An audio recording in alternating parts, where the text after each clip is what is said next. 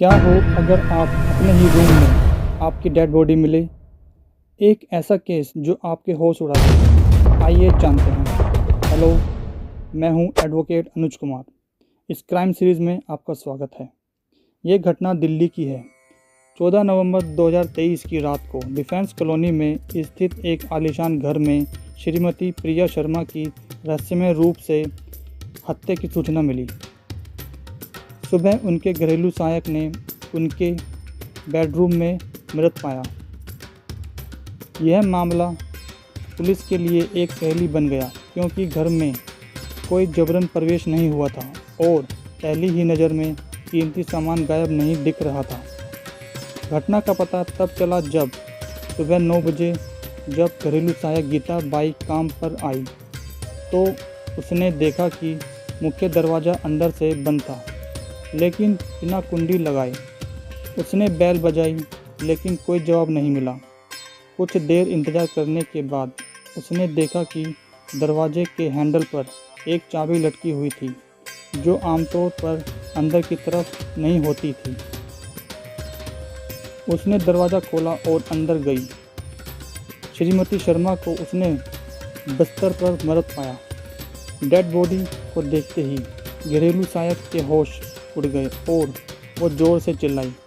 सहायिका की आवाज़ सुनते ही आसपास के लोग इकट्ठा हुए और पुलिस को इन्फॉर्म किया।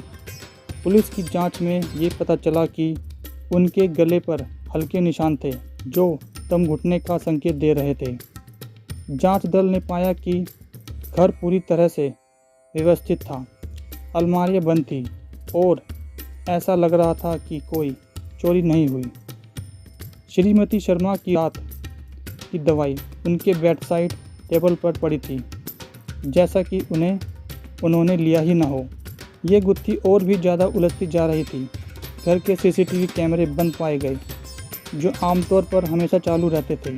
काफ़ी दिन बीत चुके थे, परंतु कोई ठोस सबूत हाथ न लगा। कुछ समय बीत जाने के बाद एक सबूत हाथ लगा, एक रहस्यमय सुराग जो सबके चौंका देने वाला था।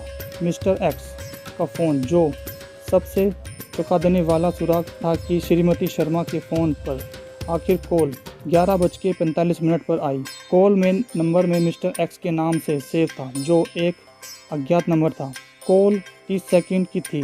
कुछ पुलिस ने उस नंबर पर कॉल की तो वह नो लॉन्गर इन सर्विस बताया गया। जांचकर्ता को पता चला कि श्रीमती शर्मा बेहद सतर्क महिला थी और वह किसी भी अनजान व्यक्ति को घर में आने की अनुमति नहीं देती थी। उनका सामाजिक दायरा सीमित था और वह अपने बच्चों जो विदेश में रहते थे और कुछ पुराने दोस्त के साथ ही बातचीत करती थी। शुरू में कोई स्पष्ट संदिग्ध नहीं था। घरेलू सहायक और ड्राइवर से पूछताछ की गई, जिनके पास पुख्ता सबूत नहीं थे। पुलिस ने श्रीमती शर्मा के वित्तीय लेन देन और उनके बैंक खाते की जाँच की, लेकिन कोई अनियमितता नहीं मिली। केस में तब मोड़ आया जब फोरेंसिक टीम ने जो बेडरूम में फर्श पर एक छोटा चमड़े का बटन मिला, जो श्रीमती शर्मा के किसी भी कपड़े का हिस्सा नहीं था। बटन पर एक जटिल डिज़ाइन खुदा हुआ था, जो किसी दर्जी या किसी खास ब्रांड का हो सकता था। एसीपी अर्जुन त्यागी को लगा कि यह मामला जितना सीधा लग रहा है, उससे कहीं अधिक जटिल है। घर में बिना किसी जबरन प्रवेश के एक बुजुर्ग महिला की हत्या और वह रहस्यमय फ़ोन कॉल, यह किसी परिचित का काम लगता है, त्यागी ने कहा।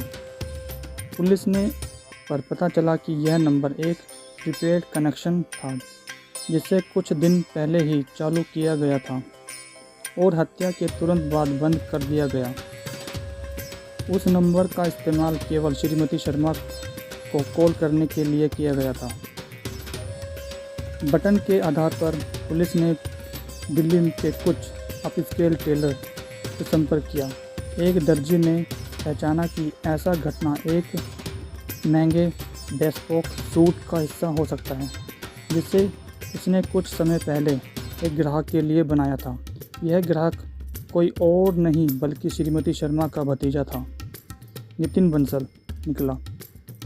नितिन का श्रीमती शर्मा से पिछले कुछ समय से संपत्ति को लेकर विवाद चल रहा था। हालांकि उन्होंने कभी इसका खुलकर जिक्र नहीं किया था।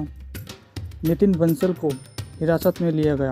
पूछताछ के दौरान उसने शुरू में इनकार किया, लेकिन जब उसे बटन और फ़ोन कॉल के सबूत दिखाए गए तो उसने अपना अपराध कबूल किया। उसने बताया कि वह संपत्ति के विवाद को लेकर अपनी चाची से मिलने गया था। बहस बढ़ गई और उसने गुस्से में उनका गला घोट दिया।